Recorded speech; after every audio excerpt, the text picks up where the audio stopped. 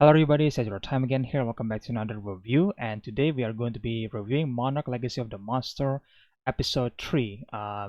And man, I gotta say, this episode clearly surprised me, because when I first reviewed episode 1 and 2, I said that the 1954 sequence is gonna be like the big sequence in the series, and I thought that 1954 sequence, so like the nuclear sequence, you could say that with Godzilla, is gonna happen sometime later.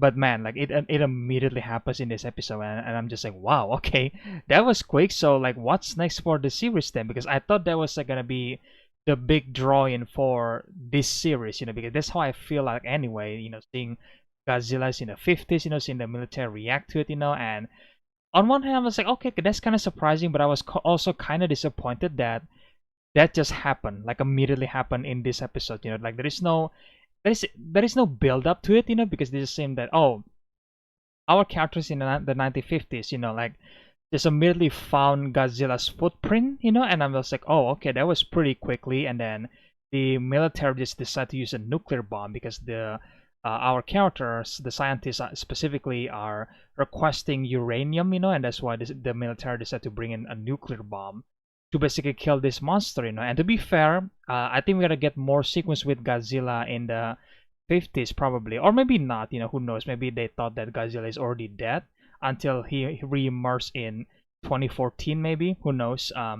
But it's just like, yeah, I was kind of disappointed that it was happened too quickly in this episode, because I was expecting them to build that up, per episodes. Maybe in episode 5 they're finally going to see that the sequence in 1954, it could be like an Oppenheimer situation, where the movie build up to the bombing, tests, for the first time, because the movie really built that up, and in this one they didn't, and I was kind of disappointing, because I kind of wish they really built that moment in the series, because that's like the main drawing for me, at least, watching the series. And then now I seen it, I know I seen that they knew Godzilla, and then I feel like it's not exactly a big event, for the American government and stuff like that. It's like they just first saw Godzilla, and then they just requesting a nuclear bomb, and then like boom, that's it. There's not even like a discussion happening between the military and the scientists, like Dr.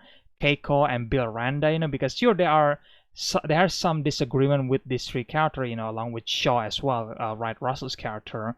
But at the same time, there is not enough like conflict between the scientists and the American government, because it feels like there's gonna be some conflict there, and I guess it's there in episode 3, but it wasn't that well built in my opinion, because I was expecting to like a secret meeting, when I first encountered Godzilla, and then they try to discuss, to see what actually happened there, like how do we deal with this creature? Should we kill this creature using a nuclear bomb, or maybe we should just let like leave him alone or something like that, right? So I was expecting that kind of discussion in a 1950 sequence, and then eventually it led up to the American government decided to use the nuclear bomb. But in this one they didn't. They just like, hey, we found the Godzilla footprint, we request a bunch of uranium to basically lure him out, and then they just nuke him, and then we never see what happens to Godzilla, but obviously he's still alive, and that's why I think we might see more of that 1954 sequence maybe in the future.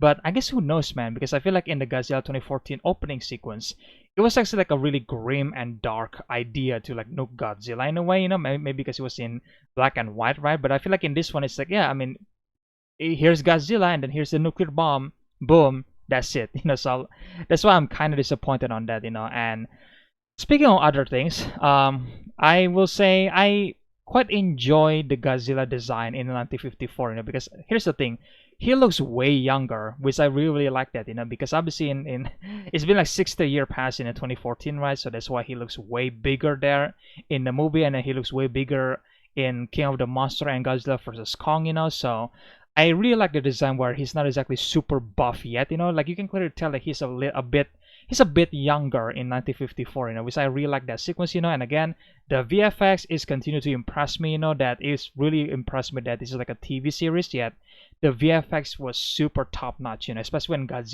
showing Godzilla in broad daylight and then seeing him like up close, like was really, really amazing, I love that a lot, so there's that. And speaking to the 2015 timeline, again, not really that interested to be honest to see what's gonna happen. We see that the father Hiroshi might be still alive by the end of the episodes, but I gotta be honest, the rest of the episode Anna Sawai's character is really annoying to me because like in this third episode, she's just basically hating on her father, which I think I get it why she hates her father, but it was kind of like annoying instead of just like relatable in a way. Because obviously Kentaro is the one that, oh, like I want to find my father to see what's gonna happen, and then Kate here just basically said that, oh yeah, my father is a sociopath, he leave his family and stuff like that. I'm just like, dude, like, go, shut up, I don't care, you're so annoying. At least for me, I know a lot of people is gonna be like, think the characters are relatable or something like that, which is fine. And again, I'm not throwing shade to Anna Sawai, because obviously she's doing the best as she can, with the character, and I really like her performance, by the way. But at the same time, the character's motivation doesn't really sit well with me, and I guess that kind of changed in the end, where there is a pilot from Korea, where basically give her like a TED talk, you could say that, and then basically said, well, you have to be grateful if you see her father again, then you might want to at least be sorry, or like not really hating him that much, and then maybe see this maybe actually give him a second chance or something like that, right? And that's where I think her character kind of changed in episode 3. But for the most part, in this episode at least, she was kind of annoying, to be honest. She just there to hate her father, and I'm just like, great. I'm here to see a monster fighting, not like a human drama stuff. But all right, cool, I guess. Kentaro was fine, but I think the drama between Kentaro and her girlfriend May, right? And it's just like, yeah, well, I feel like there is still a bit of a drama between the two of them, which again, I don't care, man. Like, this is some teenage drama shit that I just don't want to pay too much attention to it, because I feel like there is so much more interesting thing you could probably do with the character if they just like working together from the very beginning. I know that there's probably nothing else to offer if they just working together and there's not enough drama there, but at the same time the drama wasn't that interesting, to be honest. Like, it's just like some really emotional teenagers, they just hate the parents, and then there is some teenage drama between both boyfriend and girlfriend potentially, and then just like, okay, well, why? Like, I don't care about that. But I will say this, at least Kurtrussell is there, like basically keeping the team together, because like I said, like, the 2015 timeline wasn't that interesting until maybe the end of episode 3, where I was like, okay, I'm kinda interested to see where this is going. But Kurtrussell, man, is the best part of the 2015 timeline, and they even make an observation that his character was actually 90 years old, like 91, I think, if we go by the birth date of Lee Shaw, I think, which is just like, wow, that's insane, But yeah, I really enjoy Kurt Russell here. I think they are entertaining, and yeah, the monster in the end, I think it's like I don't know what kind of monster is that, but it was on ice. I think I like the design, and again, the VFX is great.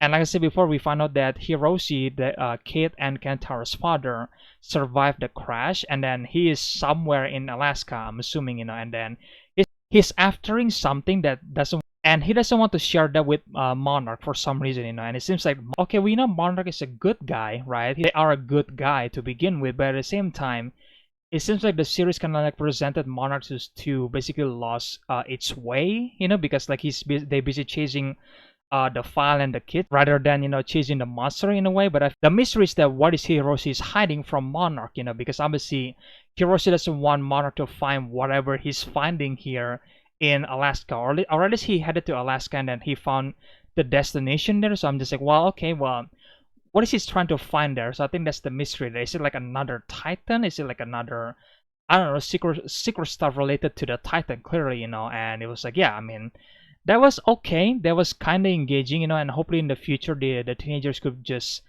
reduce the drama, because I really don't care between the drama between the fathers and Kate, and then obviously between May and Kentaro. Like, I don't really care, to be honest. So I hope they just cut that shit out, hopefully in the next episode, and they could actually work together as a team, and give me that chemistry, please, because I feel like the chemistry between the team, I kind of felt that, but also not really, because like they still in on each other throat, which is understandable. But at the same time, like, okay, like, can you please cut that shit out, because I want the 2015 timeline to be engaging, and not like boring with the human characters, because so far Kurt Russell is the guy that saved everything in the 2015 timeline, to be honest, because while it's Kurt Russell, he's charming and he's fun to watch, so there's that, But yeah, so far that was my review for episode 3, guys. Again, it was quite engaging, with the 1954 timeline. But again, I do have my complaints about that, which as I said before. So hopefully maybe they can expand the 1954 sequence with Godzilla. I don't know how they're gonna do that, but hopefully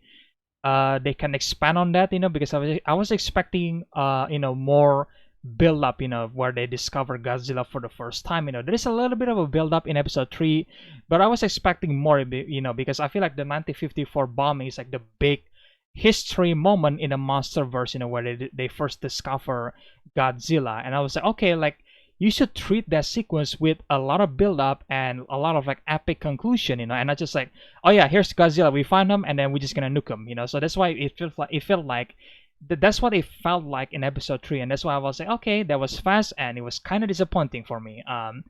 And the 2015 timeline, it was kind of interesting by the end of it, because I was curious to see where this is going to go, where this Hiroshi is looking out there. So because he doesn't want to tell Monarch, why he doesn't want to tell Monarch, that is the mystery, which I'm really interested to see what's gonna happen in the future. I also cannot wait to see Godzilla roll in 2015, because he's gonna appear in 2015, and so far the trailer and then the TV spots, footage that we see, pretty much all of them happen in these early episodes, which makes me really excited, because now I'm convinced that they are hiding something, for the future episodes, like they're not showing too much of the series, obviously, so they are hiding something. Maybe there are some secret titan, that we haven't known about, that we haven't seen it in the trailer, maybe, and then we're gonna find out about that soon, maybe in the future episodes, maybe Godzilla is gonna fight another titan maybe in the last episodes, who knows, right? But yeah, it was exciting, because I'm convinced that they are hiding something from us, which is a good thing, because sometimes that when you watch a monsterverse movie trailer, that sometimes they spoil a bit too much about the monster sequences, but now it's just like, okay, they are showing the monster from the early episodes, so they're clearly hiding something in episode the future episodes. Hopefully that's actually what happened, and hopefully that the future episode has a lot of monsters fighting each other and not just a bunch of humans talking to each other, because I know there has to be a build up, which there is a build up, so hopefully in the second half of the episode it's gonna be a bunch of monsters fighting each other. That's what I'm hoping, but I guess we'll see what's gonna happen. But yeah, guys, that's pretty much my review for episode 3, guys. Let me know in the comment section below, what do you guys think about the 1954 Godzilla sequence, where they bombed Godzilla, do you guys actually like that sequence, or do you guys, like me, you guys wanted that sequence to be built up, and then becomes like a big event for the series, because that was I was expecting, but I didn't get that, because in episode 3 they just like they just nuke Godzilla and then that's it, like they didn't treat that as a big history moment in the monsterverse, which really disappoint me, but that's just me. Let me know your opinions about that in the comment section below.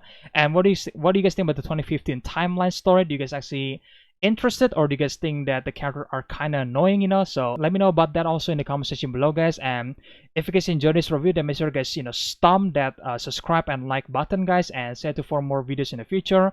And again, I hope you guys enjoyed this video, and I'll see you guys in the next one then. Bye.